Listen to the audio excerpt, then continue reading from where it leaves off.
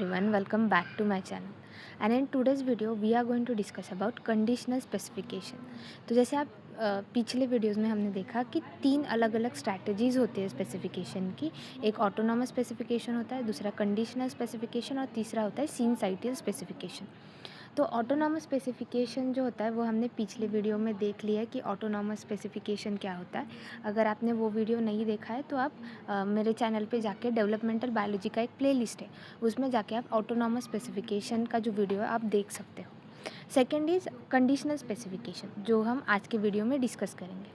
Third is syncytial specification, ये specification हम अगले वीडियो में डिस्कस करेंगे। So let's start about conditional specification कि कंडीशनल स्पेसिफिकेशन क्या होता है। तो सबसे पहले conditional specification is a type of sale commitment, वो एक टाइप का सेल कमिटमेंट है।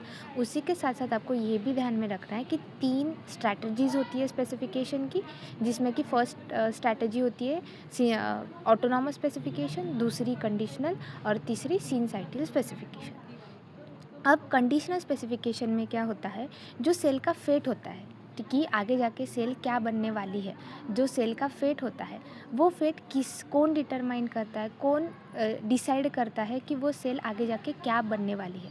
सो ये डिटरमाइन करते हैं नेबरिंग सेल, वो सेल के जो नेबरिंग सेल्स होंगे, ये नेबरिंग सेल्स के इंटरैक्शन से, और जो भी नेबरिंग सेल कुछ सिग्नल्स पास ऑन करते हैं सेल को, तो सेल सेल इंटरैक्शन से ये डिटरमाइन होता है कि सेल आगे जाके क्या बनने वाली है।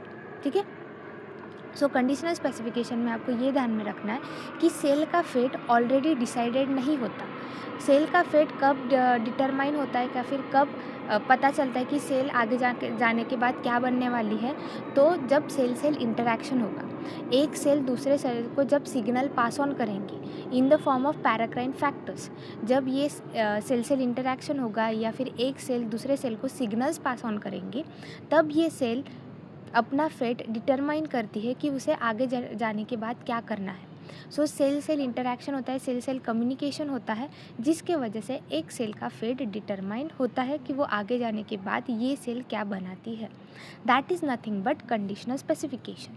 ऑटोनॉमस स्पेसिफिकेशन में जैसे हमने देखा था कि ऑटोनॉमस स्पेसिफिकेशन में सेल अपना फेट ऑलरेडी डिसाइड करके आती है, और ये किस पे डिपेंड करता है, तो मॉर्फोजेनेटिक डिटर्मिनेंट्स पर। तो ऑटोनॉमस स्पेसिफिकेशन में सेल का फेट ऑलरेडी डिटरमाइंड होता है, उसे पता है कि उसे आगे जाने के बाद डेवलपमेंट में आगे जाने के बाद उसे क्या बनना है। लेकिन कंडीशनल स्पेसिफिकेशन को सेल को अपनी फेट नहीं पता होती, डिटरमाइन नहीं होती सेल की फेट।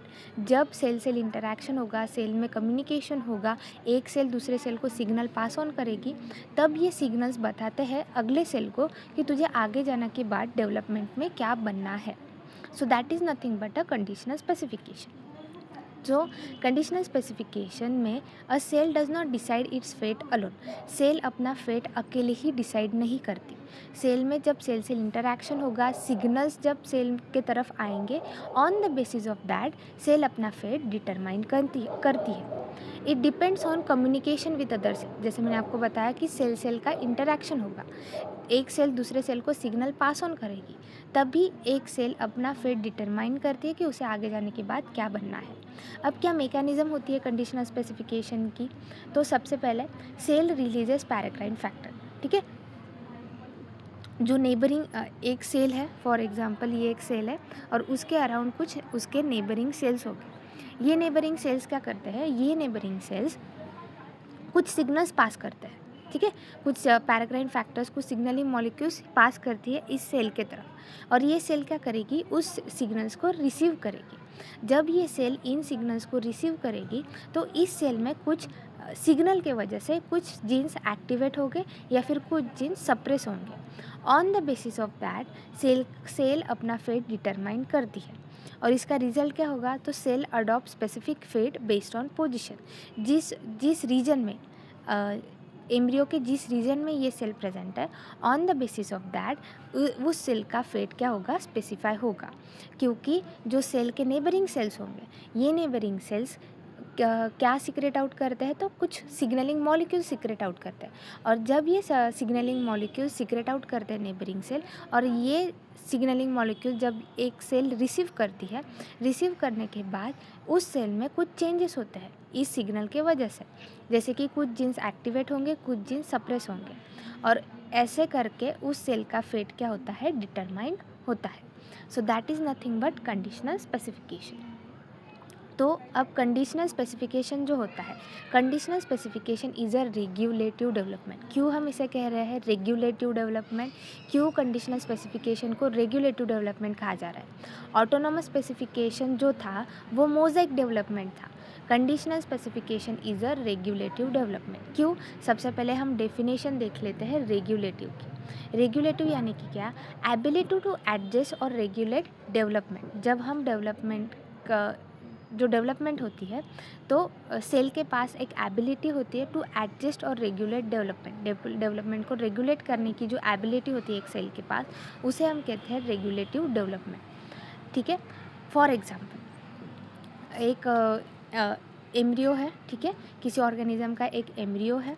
अगर उस एम्ब्रियो का हमने एक पार्ट अगर हमने रिमूव कर दिया, तो बाकी के जो रिमेनिंग सेल्स है, वो रिमेनिंग सेल्स क्या बनाएंगे, जो हमने पार्ट रिमूव किया है एम्ब्रियो का, वो पार्ट बनाएंगे।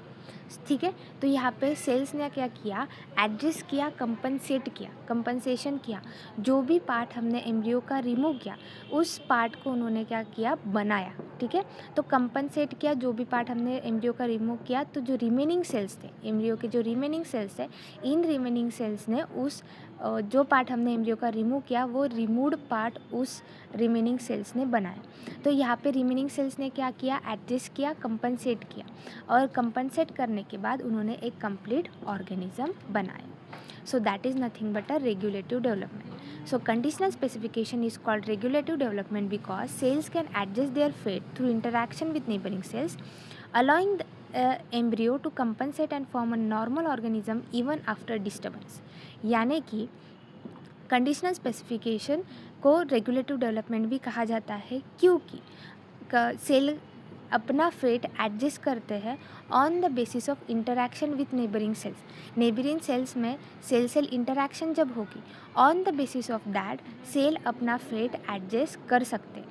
या फिर अगर हमने एम्ब्रियो का कोई भी पार्ट रिमूव कर दिया, वो पार्ट कंपनसेट करने की भी एबिलिटी किसके पास है, जो रिमेनिंग सेल्स हैं एम्ब्रियो के, उन सेल्स में वो रिमूव पार्ट जो हमने एम्ब्रियो का रिमूव किया, उसे कंपनसेट करने की भी एबिलिटी इन सेल्स के पास होती है। कौन से सेल्स? जो कंडीशनल स्पेसिफिकेशन दिखाते हैं, और कंपनसेट करने के बाद ये कंप्लीट एक नॉर्मल ऑर्गेनिज्म बना सकते हैं। फॉर एग्जांपल, हम एक फ़ोटो के थ्रू समझते हैं।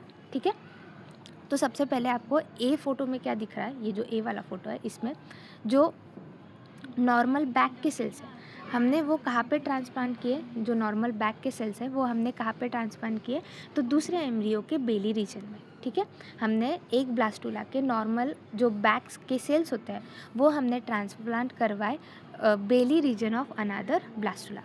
जब हमने बेली रीजन में बैक सेल्स डाले, वहाँ पे आपको रिजल्ट क्या दिखेगा, तो वहाँ पे सेल्स फॉर्म बेली टिश्यू, यानी कि जो बैक के सेल्स होते हैं वो हमने किस रीजन में डाले, बेली रीजन में।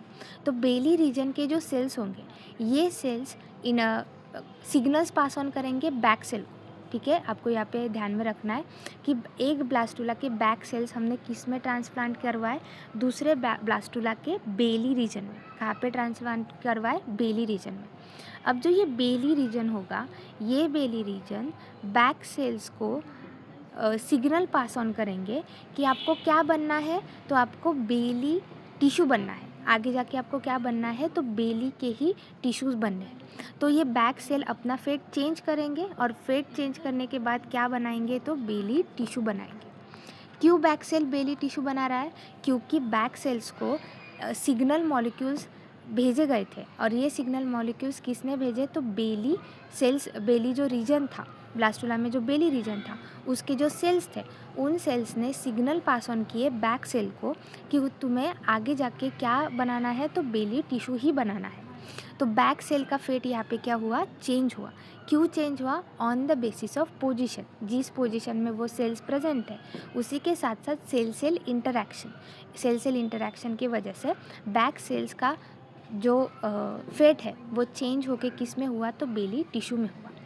अगर हमने कोई भी ट्रांसप्लांटेशन नहीं करवाया, ठीक है, वैसे का वैसा ही ब्लास्टुला रखा, हमने बैक सेल्स को रिमूव किए वैसे का वैसा ही हमने अगर ब्लास्टुला का डेवलपमेंट आगे किया तो हमें नॉर्मल डेवलपमेंट मिलेगा, ठीक है, नॉर्मल डेवलपमेंट ही मिलेगा लार्वा का। उसी के साथ साथ फर्स्ट एक्सपेरिमेंट में हमने क्या करवाया, ट्रांसप्लांटेशन करवाया।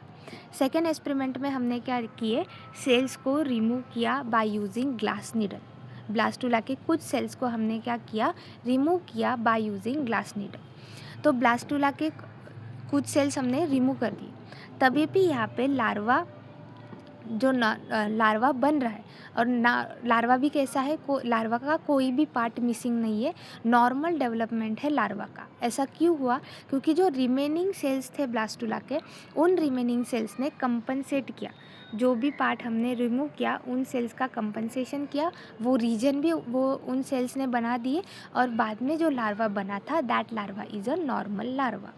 सो कंडीशनल स्पेसिफिकेशन में आपको ये दो कंडीशंस ध्यान में रखने हैं। First condition is the transplantation की कंडीशन, जिसमें कि हमने अगर बैक सेल्स को दूसरे रीजन में अगर रख दिया, जैसे कि बेली रीजन में, तो बेली रीजन के सेल्स जो है वो सिग्नल्स पास करेंगे बैक सेल्स को कि तुम्हें आगे जाके क्या बनना है, तो बेली टिश्यू ही बनना है। तो यहाँ पे क्या हो रहा है, तो सेल सेल इंटरैक्शन हो रहा है, और वह यहाँ पे सेल अपना फेट चेंज कर रहा है। That is nothing but conditional specification.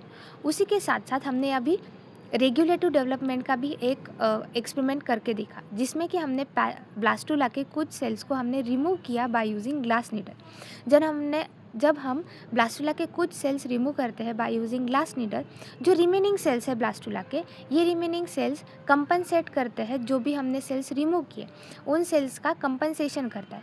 जो भी रीजन हमने जो सेल्स रिमूव किए, ये सेल्स जो भी रीजन बनाने वाले थे, वो रीजन अब कौन बनाएंगे, जो रिमेनिंग सेल्स है ब्लास्टुला के, वो सेल्स अब वो जो रीजन बनाना था, जो सेल्स कंपनसेट करने थे, ये रिमेनिंग सेल्स वो रीजन अब बनाएंगे।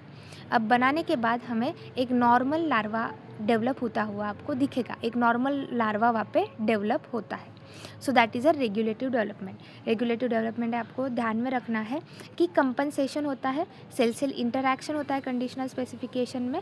अगर हमने एम्ब्रियो का कोई भी पार्ट अगर हमने रिमूव भी कर दिया, तभी भी जो रिमेनिंग सेल्स है वो कंपनसेट करते हैं, एडजस्ट करते हैं, वो रिमूव किया हुआ पार्ट भी वो बना देते हैं। So that is nothing but a regulative development, ठीक है। अब हम आते हैं August Weismann germ plasma theory की तरफ। अब ये जो जर्म प्लाज्म थ्योरी है that was given by August Weismann. अब इन्होंने जो ये जर्म प्लाज्म थ्योरी दी गई थी, ये किसके रिलेटेड थी, ये थी ऑटोनॉमस स्पेसिफिकेशन के रिलेटेड। उन्होंने जर्म प्लाज्म थ्योरी में क्या प्रपोज किया था, या फिर क्या उन्होंने बताया था कि जो डिटर्मिनेंट्स होते हैं, जो साइटोप्लाज्मिक या फिर जो मॉर्फोजेनेटिक डिटर्मिनेंट्स होते हैं, वो प्रेजेंट होते हैं क्रोमोसोम पे, ठीक है। जो साइटोप्लाज्मिक डिटर्मिनेंट या फिर जिसे हम मॉर्फोजेनेटिक डिटर्मिनेंट्स भी कहते हैं, ये मॉर्फोजेनेटिक डिटर्मिनेंट्स या फिर ये साइटोप्लाज्मिक डिटर्मिनेंट डिसाइड करते हैं ऑटोनॉमस स्पेसिफिकेशन। ये बात आपको ध्यान में रखनी है कि germ plasm theory is related to autonomous specification, ठीक है। तो ऑगस्ट वीसमैन में ये बताया था कि डिटर्मिनेंट जो होते हैं ये कहाँ पे प्रेजेंट होते हैं, तो क्रोमोसोम में प्रेजेंट होते हैं। जब जैसे जैसे सेल डिवीजन डेवलपमेंट में सेल डिवीजन होगा, उस सेल डिवीजन में ये अनइक्वली डिस्ट्रीब्यूट होंगे सेल्स में। तो जब अनइक्वली डिस्ट्रीब्यूट होते हैं ये सेल्स में, on the basis of that cell अपना फेट डिसाइड करता है, ठीक है। Cells become different due to different determinants present, क्योंकि सेल्स में अनइक्वल वे में डिटर्मिनेंट्स डिस्ट्रीब्यूट हो जाते हैं। On the basis of that cells अपना फेट डिटरमाइन करता है, ठीक है। तो इसे हम कहते हैं ऑटोनॉमस स्पेसिफिकेशन। ऑटोनॉमस स्पेसिफिकेशन में आपको ध्यान में रखना है कि जो साइटोप्लाज्मिक डिटर्मिनेंट होते हैं वो सेल का फेट डिटरमाइन करता है, और determinants according to August Weismann कहाँ पे प्रेजेंट होते हैं, तो क्रोमोसोम में प्रेजेंट होता है। अब जब जब डेवलपमेंट में सेल डिवीजन होगा, सेल डिवीजन में डिटर्मिनेंट्स अनइक्वली डिस्ट्रीब्यूट होंगे सेल्स में, और on the basis of that cell अपना फेट डिसाइड करता है। ऑटोनॉमस स्पेसिफिकेशन में सेल का फेट ऑलरेडी डिसाइडेड होता है। सेल अपना फेट कभी भी चेंज नहीं कर सकते ऑटोनॉमस स्पेसिफिकेशन के अकॉर्डिंग। सो ये थ्योरी दी गई थी, जर्मप्लाज्म थ्योरी जो थी वो दी गई थी ऑगस्ट वीसमैन ने। जो सेकंड एक्सपेरिमेंट कंडक्ट किया गया था that was done by William rocks. अब विलियम रॉक्स ने क्या करवाया, 2 सेल स्टेज का फ्रॉग का एम्ब्रियो लिया। ठीक है, आप इस वीडियो में जैसे देख सकते हो कि 2 सेल स्टेज का फ्रॉग का एम्ब्रियो लिया। अब इस 2 सेल स्टेज में उन्होंने क्या किया, एक हॉट नीडल ली। हॉट नीडल के यूज से उन्होंने एक पार्ट, हॉट नीडल की वजह से उन्होंने क्या किया, जो एक पार्ट था सेल का, सो विलियम रॉक्स ने जो 2 सेल स्टेज थी फ्रॉग के एम्ब्रियो की, उन्होंने क्या किया, हॉट नीडल लिया और हॉट नीडल का यूज करके उन्होंने एक सेल को डाई करवाया, किल करवाया। ठीक है, आपको जैसे ये पार्ट आपको दिख रहा है that is the dead tissue. उन्होंने एक सेल को क्या किया, by using a hot needle kill करवाया एक सेल को। और दूसरी जो सेल थी दैट वाज उसके जो डेवलपमेंट थी उसमें शुरू रखी, जो सेकेंड सेल थी उसमें। इसके बाद उन्होंने क्या देखा, जब डेवलपमेंट आगे बढ़ी उन्होंने देखा कि हाफ ही एम्ब्रियो वहाँ पे डेवलप हुआ, सिर्फ न्यूरुला स्टेज तक ही जो हाफ एम्ब्रियो था वही वहाँ पे फॉर्मेशन हुआ। तो ये एक्सपेरिमेंट किसने कंडक्ट करवाया था, तो विलियम रॉक्स ने। उन्होंने जो एम्ब्रियो का 2 सेल स्टेज होता है उसमें से एक सेल को उन्होंने किल करवाया बाय यूजिंग हॉट नीडल और दूसरे सेल को उन्होंने डेवलपमेंट कंटिन्यू करवाया। कंटिन्यू करवाने के बाद उन्होंने ऑब्जर्व किया कि वहाँ पे हाफ एम्ब्रियो ही बन रहा था। सो रॉक्स ने क्या कंक्लूड किया कि सेल्स आर ऑटोनॉमसली स्पेसिफाइड। अगर वो कंडीशनली स्पेसिफाइड होते तो जो भी मिसिंग पार्ट था, एक सेल उन्होंने डेड करवाया तो वो जो एक सेल से बनने वाले जो रीजन्स थे वो नहीं बने, हाफ ही एम्ब्रियो बना। अगर कंडीशनल स्पेसिफिकेशन था तो अभी हमने देखा कि कंडीशनल स्पेसिफिकेशन में से रिमेनिंग सेल्स जो होते हैं वो कंपनसेट करते हैं जो भी सेल्स हमने रिमूव किए उसे।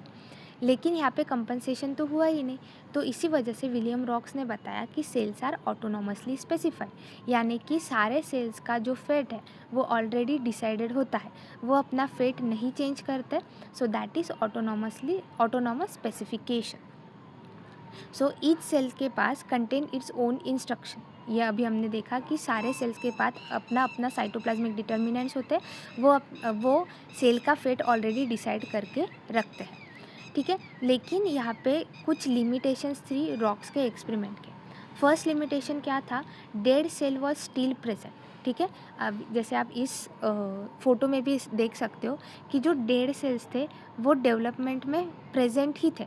जो लिविंग टिश्यू था, जो दूसरा सेल था, वो तो अपना डेवलपमेंट कंटिन्यू कर ही रहा था। उसी के साथ साथ रॉक्स ने ये जो डेड टिश्यू थे उन्होंने रिमूव नहीं किए डेवलपमेंट में, वो डेड टिश्यू उन्होंने वैसे के वैसे ही थे। तो यहाँ पे लिमिटेशंस क्या क्यों आती है डेड टिश्यू की वजह से, अगर वहाँ पे डेड टिश्यू प्रेजेंट है तो वहाँ पे सेल सेल इंटरेक्शन उतने अच्छे से नहीं हो सकता था, क्योंकि वहाँ पे डेड टिश्यू प्रेजेंट है, उसके वजह से कंपनसेशन नहीं हो पाया। ये पहला लिमिटेशन था रॉक्स का।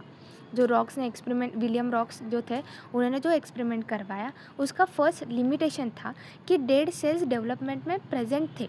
अगर डेड सेल्स प्रेजेंट हो गए तो सेल सेल इंटरेक्शन कैसे होगा, नेबरिंग सेल्स तो अफेक्ट होंगे ही, क्योंकि साइड में डेड सेल्स प्रेजेंट है तो नेबरिंग सेल्स भी अफेक्ट होंगे। अगर सेल सेल इंटरेक्शन नहीं होगा, नेबरिंग सेल्स भी अफेक्ट होंगे, तो वहाँ पे कंपनसेशन कैसे होगा, वहाँ पे कंडीशनल स्पेसिफिकेशन आपको कैसे दिखाई देगी। सो जो विलियम रॉक्स का एक्सपेरिमेंट था that did not allow true regulation. ठीक है, तो ये कुछ लिमिटेशंस थे विलियम रॉक्स के एक्सपेरिमेंट में कि डेड सेल डेवलपमेंट में जैसे जैसे एक सेल उन्होंने लिविंग रखा था, वो जैसे जैसे डेवलप होता था उसी के साथ साथ उन्होंने डेड टिश्यू भी वहाँ पे रखा, उन्होंने वो डेड टिश्यू रिमूव नहीं किए। इस वजह से भी सेल सेल इंटरेक्शन नहीं हुआ होगा। ठीक है, और सेल सेल इंटरेक्शन के साथ साथ जो नेबरिंग सेल्स थे, जो लाइव सेल्स थे, उन्हें भी अफेक्ट हुआ होगा डेड टिश्यू की वजह से, जिस वजह से हमें जो करेक्ट रेगुलेशन था वो नहीं दिखाई दिया होगा। So these are some limitations which are regarding the William rocks experiment.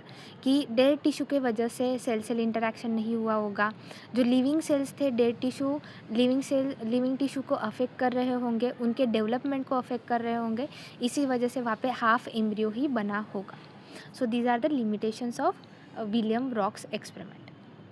So बाद में ये दोनों एक्सपेरिमेंट किससे रिलेटेड थे, तो ऑटोनॉमस स्पेसिफिकेशन के रिलेटेड। जो थर्ड एक्सपेरिमेंट था, जो डिरिश ने हैंस डिरिश जो थे साइंटिस्ट है, उन्होंने परफॉर्म किया गया था, और ये एक्सपेरिमेंट उन्हें परफॉर्म किया था regarding to prove that cells shows conditional specification, कि सेल्स कंडीशनल स्पेसिफिकेशन भी शो करते हैं। ये प्रूव करने के लिए उन्होंने एक एक्सपेरिमेंट कंडक्ट किया था, जो था हैंस डेरिस एक्सपेरिमेंट। इन्होंने इसमें क्या किया, सी अर्चिन का एम्ब्रियो लिया, और सी अर्चिन का भी एम्ब्रियो किस स्टेज का लिया, तो 4 सेल स्टेज का लिया। ठीक है, जैसे आप इस फोटो में देख सकते हो। सो ये जो एम्ब्रियो है that is a 4 stage embryo, और ये जो 4 सेल स्टेज एम्ब्रियो है, इन चारों की चारों सेल्स को डेरिस ने क्या किया, सेपरेट आउट कर दिया। ठीक है, इन चारों ही सेल्स को डेरिस ने क्या किया, सेपरेट आउट कर दिया नॉर्मल कंडीशन में। ठीक है, नॉर्मल कंडीशन में अगर हमने चारों ही सेल एक साथ रखे, उन्हें अगर हमने सेपरेट आउट नहीं किया, तो हमें नॉर्मल प्लूटस लार्वा दिखेगा। अगर हमने ये चारों 4 stage embryo of sea urchin, अगर हमने ये चारों सेल्स को सेपरेट आउट नहीं किया, तभी भी हमें नॉर्मल प्लूटस लार्वा का डेवलपमेंट दिखेगा। लेकिन डेरिस ने क्या एक्सपेरिमेंट कंडक्ट करवाया, उन्होंने ये 4 स्टेज एम्ब्रियो लिया सी अर्चिन का, इन चारों सेल्स को उन्होंने क्या किया, सेपरेट आउट कर दिया। सेपरेट करने के बाद उन्होंने क्या देखा, कि उन्होंने 4 अलग अलग प्लूटस लार्वा का डेवलपमेंट देखा। सो एक सेल से, जो चारों सेल्स उन्होंने सेपरेट आउट किए, तो एक सेल से एक लार्वा यहाँ पे बन रहा था। तो चारों सेल से 4 अलग अलग प्लूटस लार्वा यहाँ पे डेवलप होते हुए डेरिस ने देखा। लेकिन फ़र्क यहाँ पे सिर्फ इतना था कि ये जो 4 अलग अलग सेल से ये जो 4 अलग अलग प्लूटस लार्वा बने, इनका साइज़ और नॉर्मल प्लूटस लार्वा का साइज़ डिफरेंट था।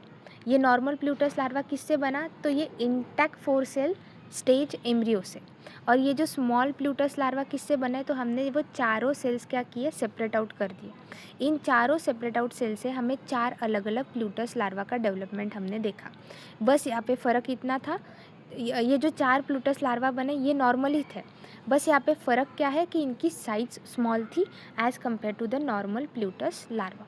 सो डेरिस ने यही ऑब्जर्व किया कि कंप्लीट लार्वा का फॉर्मेशन हो रहा था, बस वो लार्वा का साइज़ कैसा था, तो स्मॉल था।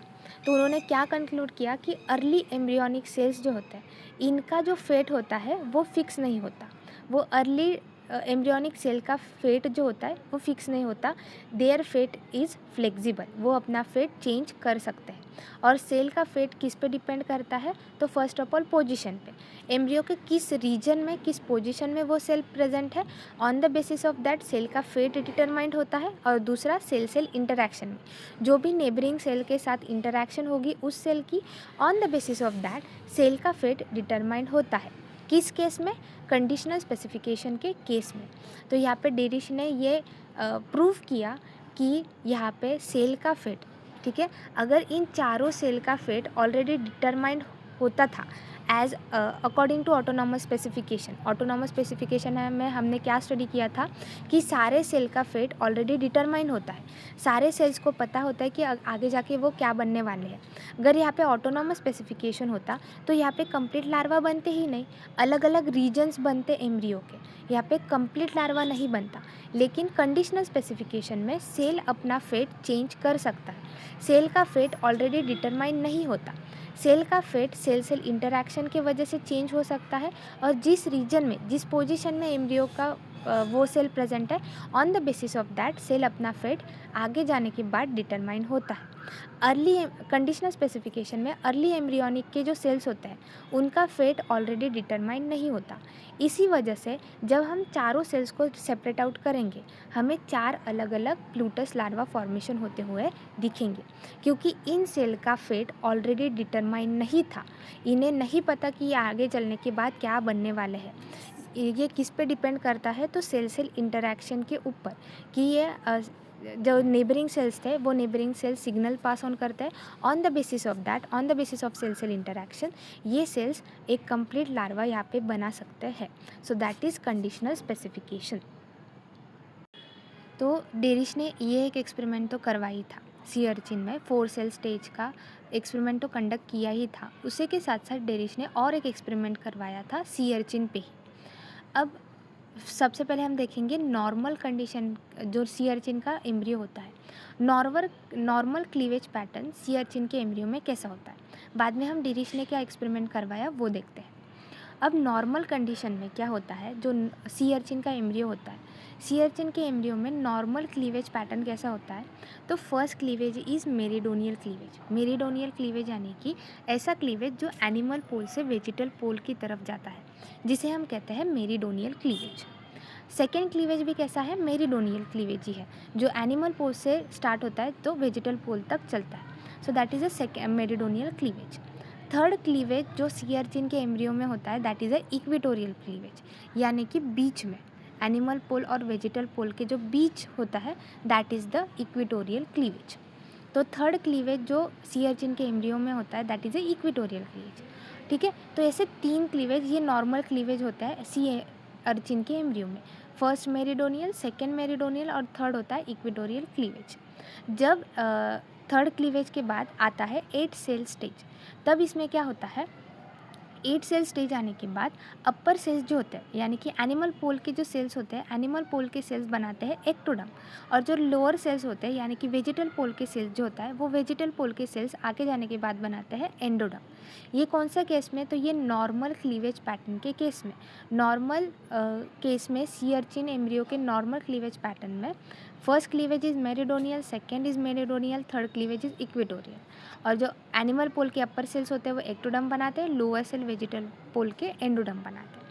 अब डेरिश ने क्या एक्सपेरिमेंट करवाया, डेरिश ने क्या करवाया, जो सी अर्चिन का एम्ब्रियो था, ठीक है, एक सी अर्चिन का एम्ब्रियो उन्होंने लिया, सी अर्चिन का एम्ब्रियो, और ये सी अर्चिन का एम्ब्रियो उन्होंने प्लेस करवाया 2 ग्लास प्लेट्स के बीच में।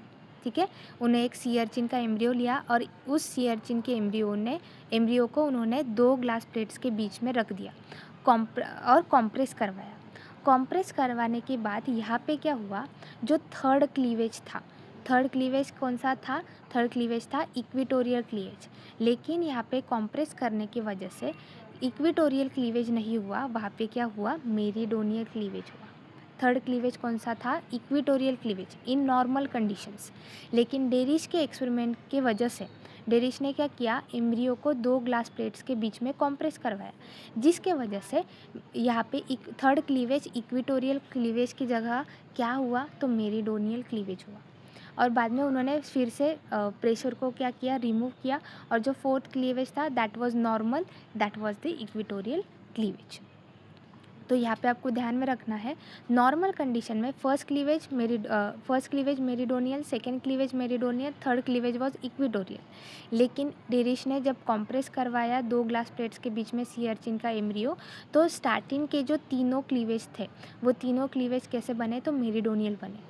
तो यहाँ पे जो थर्ड क्लीवेज था, थर्ड क्लीवेज में मेरिडोनियल क्लीवेज हुआ इंस्टेड ऑफ इक्वेटोरियल क्लीवेज।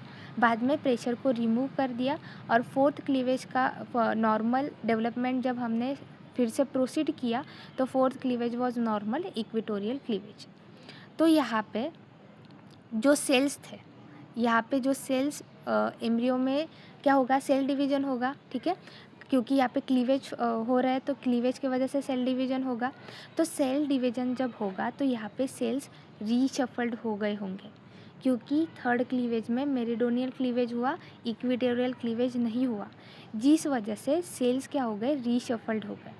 तो सेल्स नॉर्मली क्या बनाते हैं, from ectoderm move to ectoderm region. ठीक है, सेल्स क्या हो गए, रीशफल्ड हो गए।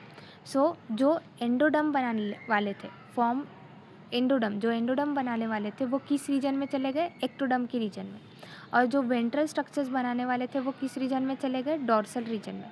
तो यहाँ पे सेल्स जो है वो रीशफल्ड हो गए, अपने रीजन से रीशफल्ड हो गए। तो नॉर्मल केस में वो एंडोडर्म बनाने वाले थे, लेकिन अब वो किस रीजन में चले गए, एक्टोडर्म की रीजन में। नॉर्मल कंडीशन में वो वेंट्रल स्ट्रक्चर बनाने वाले थे वो सेल्स, लेकिन रीशफलिंग के वजह से अब वो किस रीजन में चले गए, डॉर्सल रीजन में। तो यहाँ पे जो नॉर्मल पोजीशन अरेंजमेंट था सेल्स का, वो क्या हो गया, डिस्टर्ब हो गया, रीशफल्ड हो गया। तो सेल्स जो नॉर्मली जिस पोजीशन में प्रेजेंट होने वाले थे, उस रीजन से वो क्या हो गए, डिस्टर्ब हो गए, रीशफल्ड हो गए। आपको यहाँ पे 2 एग्जांपल्स दिख भी रहे हैं। जो सेल्स नॉर्मली एंडोडर्म रीजन में प्रेजेंट होने चाहिए थे, रीशफलिंग के वजह से अब वो किस रीजन में मूव हो गए, एक्टोडर्म के। नॉर्मल कंडीशन में जो वेंट्रल स्ट्रक्चर फॉर्मेशन करने वाले थे, जो सेल्स वेंट्रल रीजन में लोकेट हुए थे नॉर्मल कंडीशन में, रीशफलिंग के वजह से अब वो किस रीजन में चले गए, तो डॉर्सल रीजन में चले गए ड्यू टू सेल्स रीशफलिंग। तो अगर यहाँ पे सेल्स का रीशफलिंग हुआ है, अगर वहाँ पे एक्सपेरिमेंट हमने कंडक्ट करवाया, वहाँ पे सेल्स का रीशफलिंग भी हो गया। अगर ऑगस्ट विंसन ने और विलियम रॉक्स ने जो एक्सपेरिमेंट करवाए थे, वो रिगार्डिंग द ऑटोनॉमस स्पेसिफिकेशन के रिलेटेड उन्होंने करवाए थे। According to them determinants fix cell fate, जो साइटोप्लाज्मिक डिटर्मिनेंट्स होते हैं वो सारे सेल्स में प्रेजेंट होते हैं, और जिनके वजह से सेल का फेट ऑलरेडी डिटरमाइंड होता है। ठीक है, तो अगर रीशफलिंग हुई होगी तो सेल का फेट तो ऑलरेडी डिटरमाइंड है, अगर वहाँ पे ऑटोनॉमस स्पेसिफिकेशन हुआ होगा तो। ठीक है, अगर ऑटोनॉमस स्पेसिफिकेशन हुआ होगा तो सेल का फेट तो ऑलरेडी डिटरमाइंड है, और वहाँ पे सेल्स की क्या हुए, रीशफलिंग हुई है। तो यहाँ पे एम्ब्रियो आपको कैसे दिखेगा, एबनॉर्मल दिखेगा या फिर डिसऑर्गेनाइज दिखेगा, अगर वहाँ पे ऑटोनॉमस स्पेसिफिकेशन होती तो। लेकिन एक्चुअल रिजल्ट्स डिरिश को क्या दिखे, एक्चुअल रिजल्ट्स डिरिश को ऑब्जर्व किए कि वहाँ पे कंप्लीट नॉर्मल लार्वा, कोई भी एबनॉर्मल लार्वा का डेवलपमेंट वहाँ पे नहीं हुआ। कंप्लीट नॉर्मल लार्वा वहाँ पे फॉर्म होता हुआ डिरिश को ऑब्जर्व किया। अगर वो ऑटोनॉमस स्पेसिफिकेशन होता तो वहाँ पे एबनॉर्मल एम्ब्रियो का फॉर्मेशन होता, क्योंकि सारे सेल्स का फेट ऑटोनॉमस स्पेसिफिकेशन में ऑलरेडी डिटरमाइंड होता है, उन्हें पता होता है कि उन्हें आगे जाने के बाद क्या बनना है। अगर सेल्स का रीशफलिंग हुआ तो वहाँ पे सेल का फेट तो चेंज होने नहीं वाला ऑटोनॉमस स्पेसिफिकेशन पे, तो वहाँ पे एबनॉर्मल एम्ब्रियो बनता। लेकिन डिरिश ने क्या ऑब्जर्व किया कि वहाँ पे कंप्लीट नॉर्मल लार्वा का फॉर्मेशन हुआ।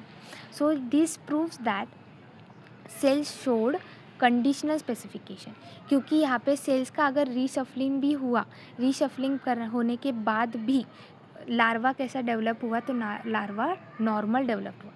तो अगर जो एंडोडर्म नॉर्मल कंडीशन में जो सेल्स एंडोडर्म में प्रेजेंट थी, वो कहाँ पे मूव हो गई, तो एक्टोडर्म के रीजन में।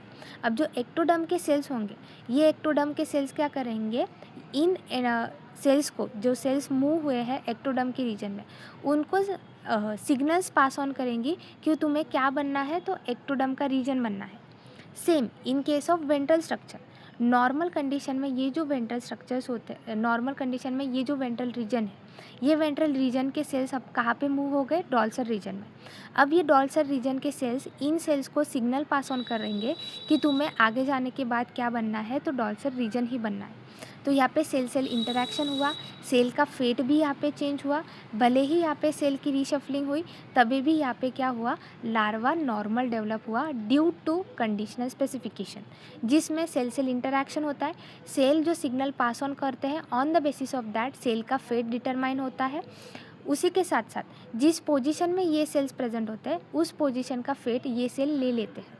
तो सेल का जो फेट होता है, यहाँ पे सेल ने अपना फेट चेंज किया, जो भी सेल का फेट होगा, ये सेल का फेट सेल ने क्या किया, चेंज किया।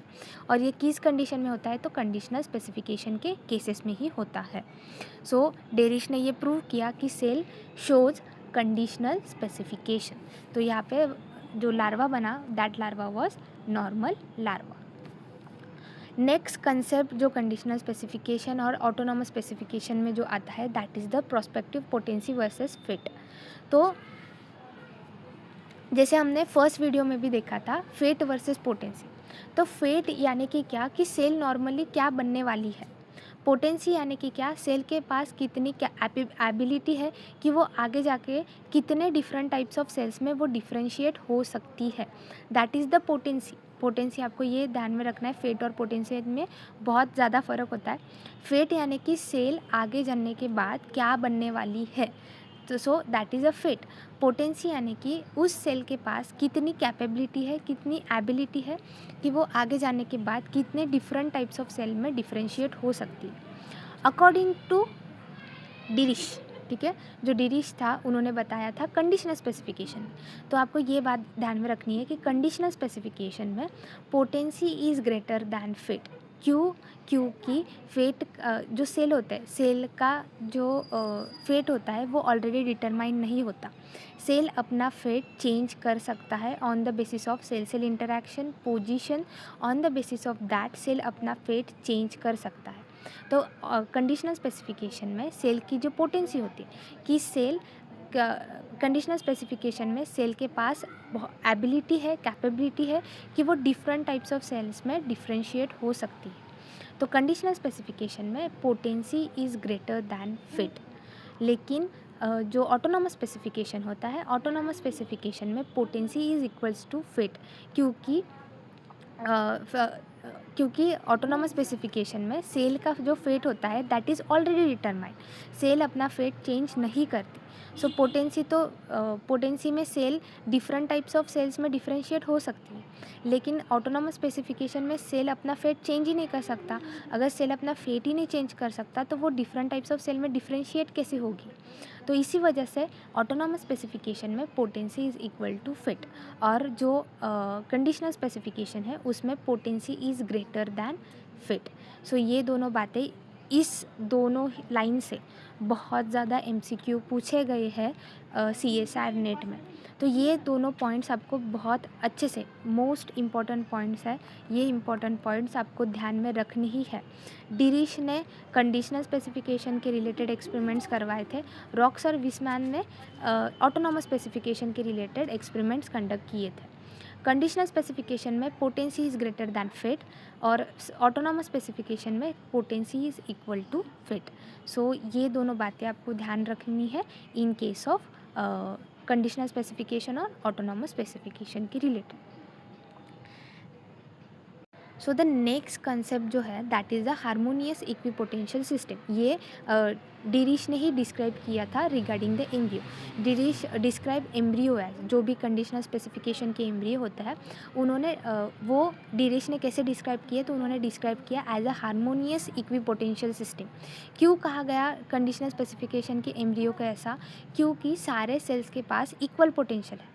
वो सारे सेल्स एक कंप्लीट ऑर्गेनिज्म का डेवलपमेंट कर सकते हैं। वो सारे यानी कि अर्ली एम्ब्रियोनिक सेल के पास इक्वल पोटेंशियल है। सारे सेल्स के पास इक्वल पोटेंशियल है, और ये सारे सेल्स तो सारे सेल्स के पास इक्वल पोटेंशियल होता है कि वो डिफरेंट टाइप्स ऑफ सेल्स में डिफ्रेंशिएट कर सकते हैं। उसी के साथ वो कंप्लीट ऑर्गेनिज्म का भी फॉर्मेशन कर सकते हैं। एक कंप्लीट ऑर्गेनिज्म भी, जो अर्ली सेल्स होते हैं, एम्ब्रियो के जो अर्ली सेल्स होते हैं, वो अर्ली सेल्स के पास इक्वल पोटेंशियल होता है कि वो एक कंप्लीट ऑर्गेनिज्म का फॉर्मेशन कर सकते हैं। और हार्मोनियस इक्विपोटेंशियल सिस्टम, क्योंकि सारे सेल्स काम करते हैं एक दूसरे के साथ, सारे सेल्स एक साथ आते हैं और एक साथ आके ही एक कंप्लीट ऑर्गेनिज्म का फॉर्मेशन करते हैं। सो सारे cells work together. So that's why Driesch ने जो कंडीशनल स्पेसिफिकेशन के जो एम्ब्रियो होता है उन एम्ब्रियो को कहा गया है हार्मोनियस इक्विपोटेंशियल सिस्टम, क्योंकि इन सारे सेल्स के पास इक्वल पोटेंशियल होता है कि वो एक कंप्लीट ऑर्गेनिज्म का फॉर्मेशन कर सकते हैं, कंप्लीट ऑर्गेनिज्म को एक डेवलप कर सकते हैं। उसी के साथ साथ सारे सेल्स एक साथ काम करते हैं एक कंप्लीट ऑर्गेनिज्म बनाने के लिए। सो नेक्स्ट इज़ दैट कि both autonomous and conditional specification can occur together. जैसे कि फॉर एग्जांपल सी अर्चिन में अ ग्रुप ऑफ सेल्स होता है जिसे हम माइक्रोमियर्स करते हैं। ये माइक्रोमियर्स ऑटोनॉमसली डेवलप होते हैं, यानी कि इन माइक्रोमियर्स का जो सेल का फेट होता है, इन सेल का फेट ऑलरेडी डिटरमाइंड होता है। लेकिन ये डिटरमाइंड हुए सेल्स, यानी कि ये ऑटोनॉमसली स्पेसिफाइड सेल्स, ये सेल्स कुछ सिग्नल्स रिलीज़ करते हैं अपने नेबरिंग सेल्स को, और इन सिग्नल्स के इन्फ्लुएंस में आके ये सेल्स अपना फेट डिटरमाइन करते हैं। सो अगर सिग्नल्स है तो उसे हम क्या कहते हैं, कंडीशनल स्पेसिफिकेशन। अगर उनका फेट ऑलरेडी डिटरमाइंड है, उन सेल्स का अगर फेट ऑलरेडी डिटरमाइंड है तो उसे हम कहते हैं ऑटोनॉमसली स्पेसिफाइड। तो दोनों ही कंसेप्ट यानी कि ऑटोनॉमस स्पेसिफिकेशन और कंडीशनल स्पेसिफिकेशन हमने एक ही एम्ब्रियो में देखा, दोनों ही एक साथ ही कॉम्बिनेशन में काम कर सकते हैं और हमें देखने को मिलता है सी अर्चिन में। कैसे? तो जो माइक्रोमियर्स होते हैं, micromeres are a group of cells जो सी अर्चिन में प्रेजेंट होते हैं, ये ऑटोनॉमसली डेवलप होते हैं, यानी कि इन सेल्स का फेट ऑलरेडी डिटरमाइंड होता है कि इन्हें आगे जाने के बाद क्या बनना है, और यही सेल्स कुछ सिग्नल्स रिलीज करते हैं नेबरिंग सेल्स में, और ये नेबरिंग सेल्स इन सिग्नल्स के इन्फ्लुएंस में आके अपना फेट डिटरमाइन करते हैं कि इन्हें आगे जाने के बाद क्या बनना है। So that is a conditional specification. इसके बाद क्या कंक्लूजन निकाले थे डेरिश ने according to conditional specification? First conclusion क्या था? Cell fate is not fix early development में जो एम्ब्रियो जो होता है, ऑर्गेनिजम्स का जो एम्ब्रियो होता है, वो एम्ब्रियो जब अर्ली स्टेज में इनका फेट फिक्स नहीं होता, इनका सेल फेट ऑलरेडी डिटरमाइन नहीं होता। सेल का फेट कंडीशनल स्पेसिफिकेशन में कब डिटरमाइन होता है? On the basis of position, किस पोजीशन में वो सेल प्रेजेंट है, किस रीजन एम्ब्रियो के रीजन में वो सेल प्रेजेंट है। उसी के साथ साथ सेल सेल इंटरेक्शन, जो सेल सिग्नल पास ऑन करेगी, उन सिग्नल्स के इन्फ्लुएंस में आके ये सेल अपना फेट डिटरमाइन करता है। तो कंडीशनल स्पेसिफिकेशन में सेल का फेट ऑलरेडी फिक्स नहीं होता। दूसरा कंक्लूजन, कंडीशनल स्पेसिफिकेशन में prospective potency is greater then prospective fit. Potency जैसे मैंने आपको बताया कि सेल के पास एक एबिलिटी होती है, कैपेबिलिटी होती है कि वो डिफरेंट टाइप ऑफ सेल में डिफ्रेंशिएट हो सकता है। तो कंडीशनल स्पेसिफिकेशन में एक cell can form many more types of cell than normal. तो इस कंडीशन में सेल की पोटेंसी कंडीशनल स्पेसिफिकेशन में potency is greater than fate. Third conclusion, embryo is a harmonious equipotential system. जैसे अभी हमने देखा कि सारे सेल्स के पास इक्वल पोटेंशियल है कि वो एक कंप्लीट ऑर्गेनिज्म बना सकता है। तो हर एक सेल के पास एक इक्वल पोटेंशियल है कि वो एक कंप्लीट ऑर्गेनिज्म को डेवलप कर सकता है। और कब? अर्ली स्टेज में, ठीक है। एम्ब्रियो के अर्ली स्टेजेस के जो सेल्स होते हैं, उन सारे सेल्स के पास इक्वल पोटेंशियल होता है कि वो पूरा एक कंप्लीट ऑर्गेनिज्म बना सकता है। Fourth conclusion which was given by Driesch is that cell interaction are essential. Conditional specification में सेल सेल इंटरैक्शन बहुत ज़्यादा इसेंशियल होता है। सेल सेल कम्युनिकेशन भी इम्पॉर्टेंट होता है, क्योंकि on the basis of that cell अपना फेट डिटरमाइन करता है कि उसे आगे जाने के बाद क्या बनना है। तो एक सेल दूसरे सेल को सिग्नल्स पास ऑन करती है, इन सिग्नल्स के इन्फ्लुएंस में आके सेल अपना फेट डिटरमाइन करता है कि उसे आगे जाने के बाद क्या बनना है। उसी के साथ साथ जो फिफ्थ कंक्लूजन है, that fifth conclusion is nuclear determinants are not rigidly segregated. यानी कि जो साइटोप्लाज्मिक डिटर्मिनेंट्स होते हैं, जो न्यूक्लियर डिटर्मिनेंट्स होते हैं, इन केस ऑफ जो ऑटोनॉमस स्पेसिफिकेशन होता है, इनमें अनइक्वली ये डिस्ट्रीब्यूट होते हैं और ये डिटर्मिनेंट सेल का फेट डिटरमाइन करते हैं, फिक्स करते हैं कि आगे जाने के बाद तुमको क्या बनना है। लेकिन ऐसा कुछ नहीं होता कंडीशनल स्पेसिफिकेशन में। लास्ट जो अगला conclusion, that is development is regulative. Conditional specification में डेवलपमेंट कैसा होता है? रेगुलेटिव होता है, यानी कि एम्ब्रियो एडजस्ट करता है, कंपनसेट करता है for the complete development of normal organism. अगर हमने एम्ब्रियो का कोई भी रीजन रिमूव भी कर दिया, तभी भी जो रिमेनिंग सेल्स होते हैं, ये रिमेनिंग सेल्स एम्ब्रियो का जो पार्ट हमने रिमूव कर दिया उसे कंपनसेट करता है, वो रीजन भी बनाता है। इसी वजह से हमें कंडीशनल स्पेसिफिकेशन को रेगुलेटिव डेवलपमेंट भी कहा जाता है। Next conclusion is position of cell determines fate. जो भी जिस रीजन में वो सेल प्रेजेंट है, उस पोजीशन के बेसिस पे सेल का फेट डिटरमाइन होता है। सेल का फेट इंटरनल फैक्टर्स पे, यानी कि जो मॉर्फोजेनेटिक डिटर्मिनेंट्स प्रेजेंट होते हैं सेल में, on the basis of that cell का फेट डिटरमाइन नहीं होता कंडीशनल स्पेसिफिकेशन में। उसके बाद जो कंक्लूजन था वो था early blastomeres are highly potent. अगर हमने एम्ब्रियो के जो अर्ली ब्लास्टोमियर्स है, उन अर्ली ब्लास्टोमियर्स को अगर हमने सेपरेट आउट भी कर दिया, जैसे हमने एक्सपेरिमेंट देखा था 4 cell stage of sea urchin, हमने चारों सेल्स को सेपरेट आउट कर दिया, तभी भी वो चारों सेल्स ने 4 अलग अलग नॉर्मल लार्वा बनाए थे। तो अगर हमने अर्ली ब्लास्टोमियर्स को सेपरेट आउट कर दिया तो उनके पास हाई पोटेंसी है कि वो एक कंप्लीट ऑर्गेनिज्म बना सकते हैं। Both autonomous and conditional mechanism can exist. एक ऑर्गेनिज्म में दोनों ही ऑटोनॉमस स्पेसिफिकेशन और कंडीशनल स्पेसिफिकेशन प्रेजेंट हो सकते हैं। कंडीशनल स्पेसिफिकेशन में सबसे इम्पॉर्टेंट बात आपको ये ध्यान में रखनी है कि सेल की फेट ऑलरेडी डिटरमाइंड नहीं होती। किस वजह से डिटरमाइंड होती है? तो सेल सेल इंटरैक्शन की वजह से। एक सेल दूसरे सेल को सिग्नल पहुंचाती है कि तुझे आगे जाने के बाद क्या बनना है।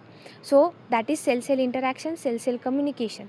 उसी के साथ साथ सेल किस रीजन में प्रेजेंट है, उस कि जिस रीजन में वो सेल प्रेजेंट होगी उस रीजन की वो सेल बनेगी। सो ये 3 मेजर पॉइंट्स आपको कंडीशनल स्पेसिफिकेशन में ध्यान में रखना है। सेल का फेट ऑलरेडी डिटरमाइन नहीं होता। किस पे डिपेंड करता है? तो सेल सेल इंटरैक्शन पे डिपेंड करता है। जो सिग्नल सेल पास ऑन करते हैं उस पे डिपेंड करता है, और उसी के साथ साथ एम्ब्रियो के किस रीजन में वो सेल प्रेजेंट है, किस पोजीशन में वो सेल प्रेजेंट है, उस पोजीशन पे, उस रीजन पे वो सेल का फेट डिटरमाइंड होता है कि वो सेल आगे जाने के बाद क्या बनने वाली है। सो आई होप आपको कंडीशनल स्पेसिफिकेशन अच्छे से समझ में आ गया होगा। अगर आपको कोई भी डाउट होगा regarding the conditional specification, do let me know in the comment section down below. Thank you.